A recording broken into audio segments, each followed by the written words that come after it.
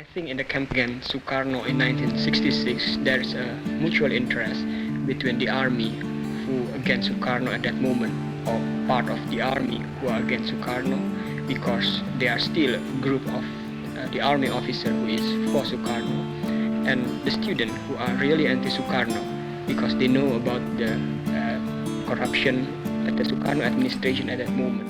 Saya ingin merasakan kehidupan kasar dan keras, diusap oleh angin dingin seperti pisau, atau berjalan memotong hutan dan mandi di sungai kecil.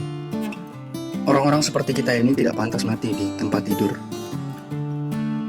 Itulah kutipan dari salah satu tulisan Suhoki, seorang aktivis dan salah seorang pendiri mahasiswa pencinta alam Universitas Indonesia atau disingkat Mapala UI. Gi adalah seorang aktivis yang sangat berani. Gak jarang hal ini justru membuat dirinya sering mendapatkan teror dari orang-orang yang terganggu dengan tulisan dan kritik tajamnya. Idealismenya seringkali membuatnya diasingkan dan dijauhi.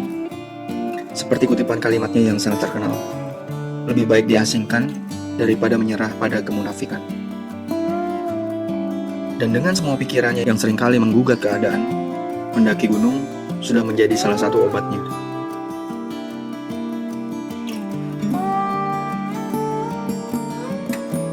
Dalam sebuah kesempatan pendakian di Gunung Slamet, dia mengutip kalimat dari Walt Whitman. Isinya begini: "Now I see the secret of the making of the best person. It is to grow in the open air and to eat and sleep with the earth."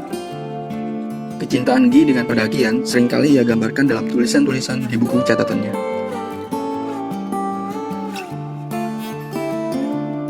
Bahkan ia juga sempat menuliskan puisi terakhirnya sebelum ia berangkat ke Semeru pada Desember 1969 dan meninggal di sana.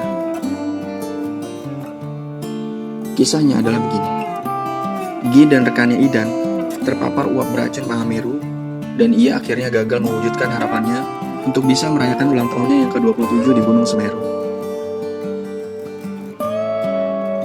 Pada tanggal 24 Desember 1969, Suhoki dimakamkan di pemakaman Menteng Pulo. Namun, 2 hari kemudian ia dipindahkan ke Pekuburan Kober, Tanah Abang. Tahun 1975, Gubernur Ali Sadikin membongkar Pekuburan Kober sehingga ia harus dipindahkan lagi. Namun keluarganya menolak dan rekan-rekan Gi teringat bahwa ia pernah mengatakan jika ia meninggal, sebaiknya mayatnya dibakar dan abunya disebarkan di gunung. Dengan pertimbangan tersebut, akhirnya tulang belulang Gi dikremasi dan abunya disebar di antara bunga-bunga edelweiss di lembah Mandalawangi di puncak Gunung Pangrango. Tempat yang terasa begitu intim dalam tulisan yang pernah ia buat. Isi puisinya seperti ini: Mandalawangi, Pangrango. Senja ini, ketika matahari turun ke dalam jurang-jurangmu, aku datang kembali ke dalam ribaanmu,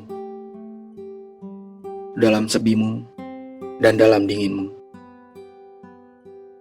Walaupun setiap orang berbicara tentang manfaat dan guna, aku bicara padamu tentang cinta dan keindahan. Dan aku terima kau dalam keberadaanmu, seperti kau terima daku. Aku cinta padamu Pangrango yang dingin dan sepi. Sungaimu adalah nyanyian keabadian tentang tiada.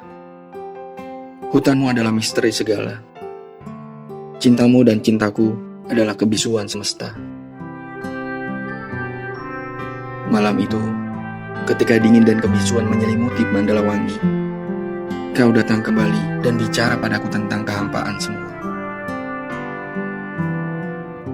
Hidup adalah soal keberanian menghadapi yang tanda tanya, tanpa kita bisa mengerti, tanpa kita bisa menawar.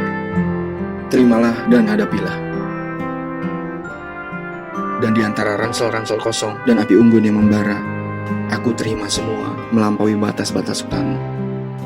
Aku cinta padamu Pangrango, karena aku cinta pada keberanian hidup. Jakarta, 19 Juli 1966. Suhoki. Hingga kini, Suhoki adalah salah satu tokoh nasional yang menginspirasi banyak anak muda Indonesia. Tetaplah hidup Suhoki.